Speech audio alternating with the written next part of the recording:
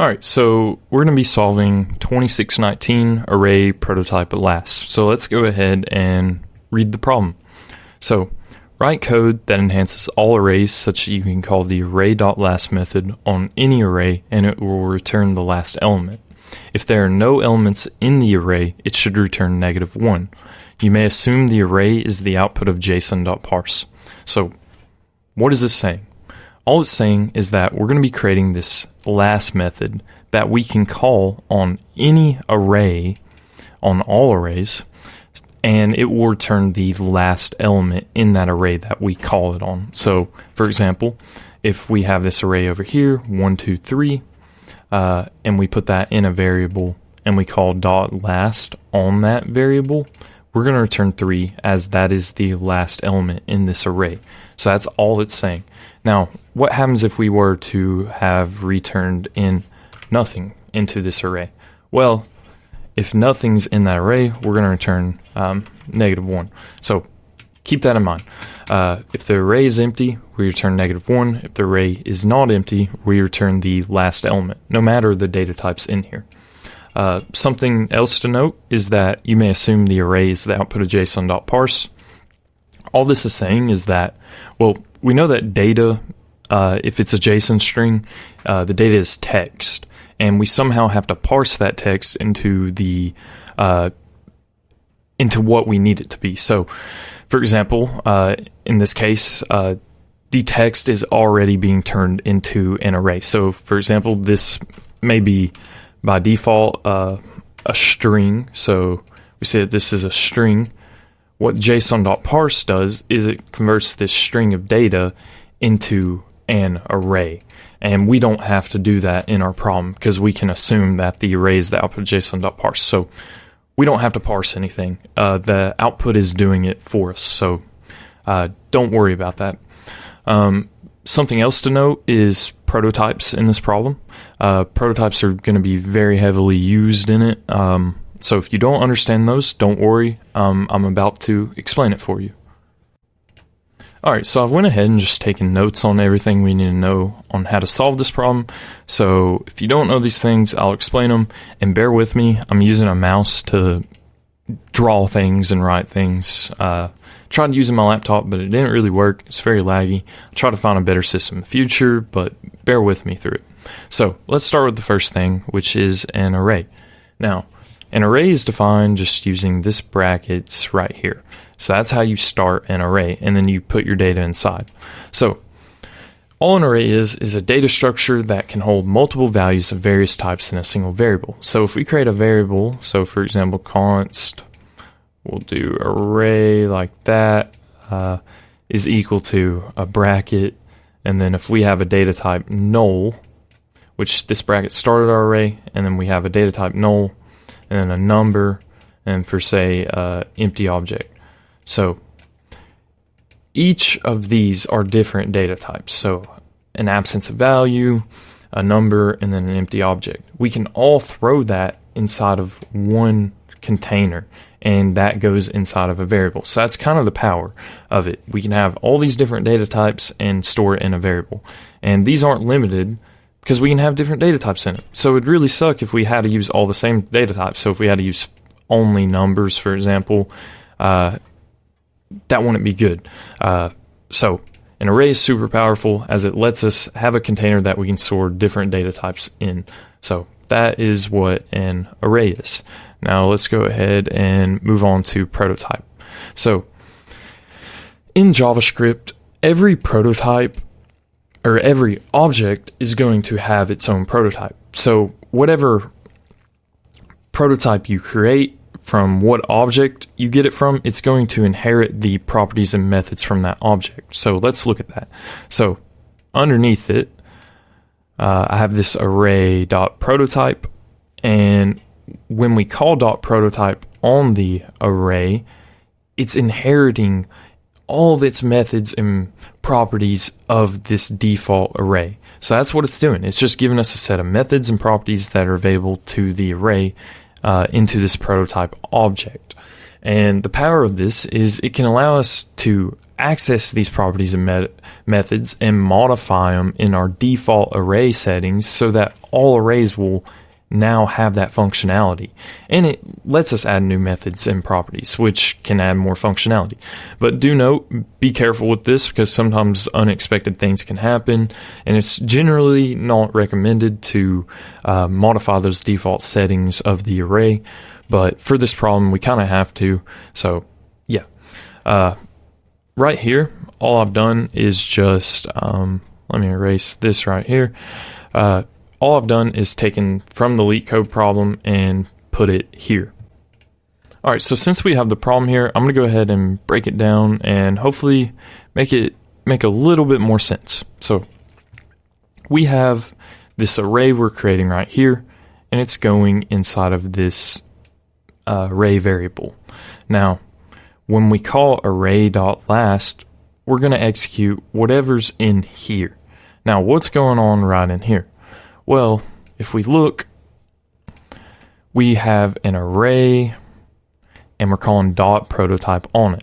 Now, when we call .prototype on our array, we're creating a prototype object that has access to all the default methods and properties of the array, and we can add new methods to our default array so that whenever we create an array, it will have access to that method.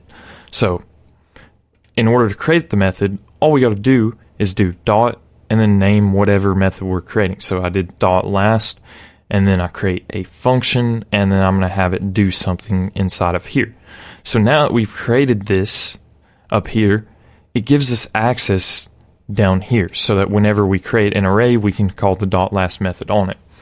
And inside of here, with whatever functionality we create in here, most likely we're going to need access to whatever we sent into here. So for example, we sent this array into this .last method. In order to have access to this array and the values inside, what we have to do is use a keyword called this. So whenever we call this, pretty much all this is the array that we created earlier, which we know that array is equal to these values right here.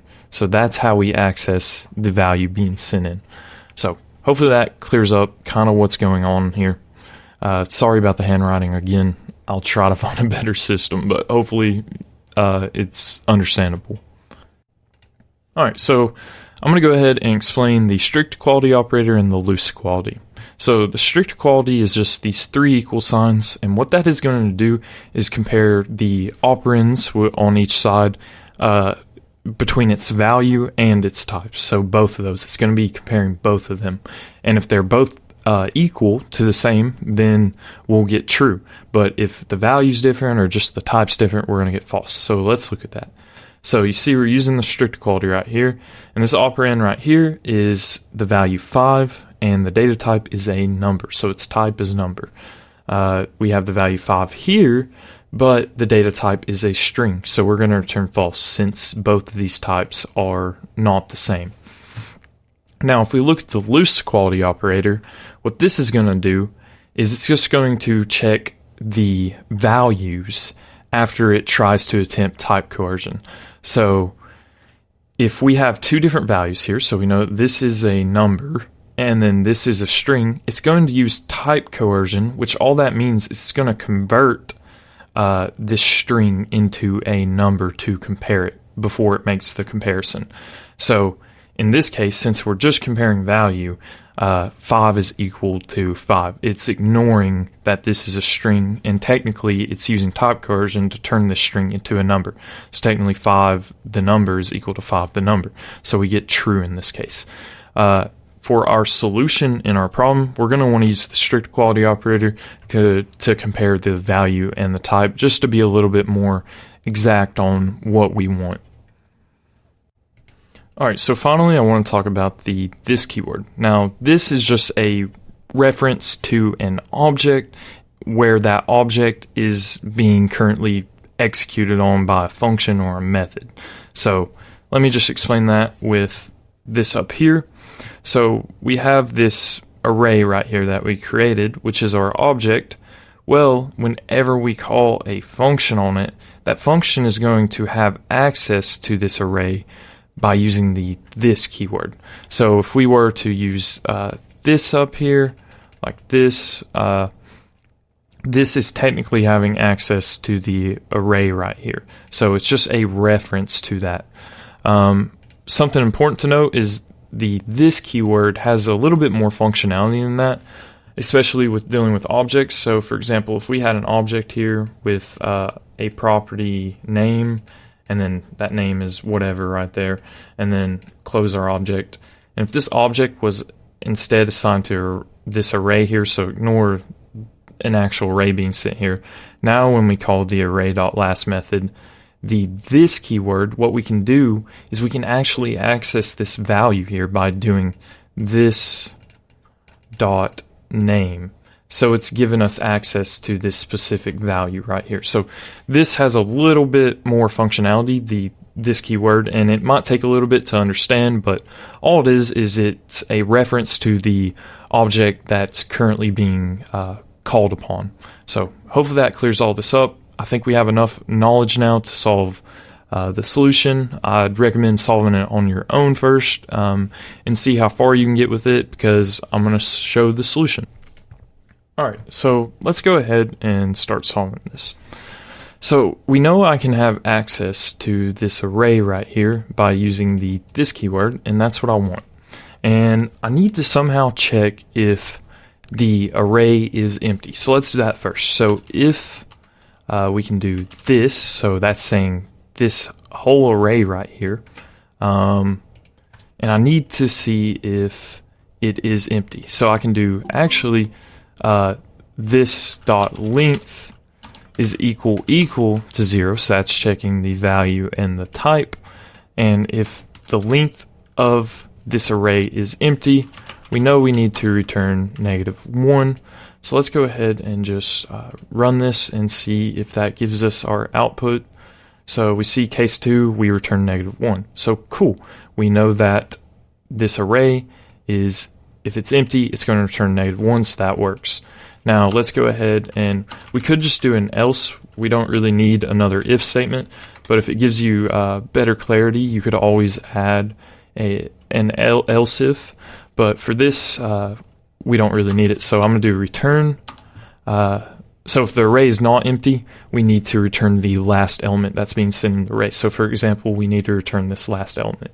So in order to do that, we're going to do return this, which is calling the array, and then we need to do this dot length, which technically that is saying this dot length. This dot length is equal to the length of this array, so 0, 1, 2. That's 3 items there, so that's 3 going here, and it's going to go 0, 1, 2, 3, which 3 is outside of the actual array, so we need to subtract this by 1 because that's not an index right there. Let me just explain that again. I feel like I didn't explain it well enough. So what we're doing is we're accessing this array. So array here, and then we're going to get the index of the array, so we get the actual individual element. So we couldn't use this dot length because the index was 3, and that's outside of the array because indexes start at 0. So we subtract it by 1 to get the index 2. So we're doing 0, 1, 2. So by doing 3 minus 1, it gives us 2. So technically this is saying R 2. So we're getting the last element of our array. And let's just see if that works. So if we run it, we get accepted on both of them. So let's submit it. All right, cool. So our solution beats 67% of the other solutions by memory, and our runtime is good. But do note the runtime is going to be probably different every time. So that is how you solve this problem. If you have any questions about it, leave them in the comments and let me know what problem you want to see next, and I'll see you next time. Thanks.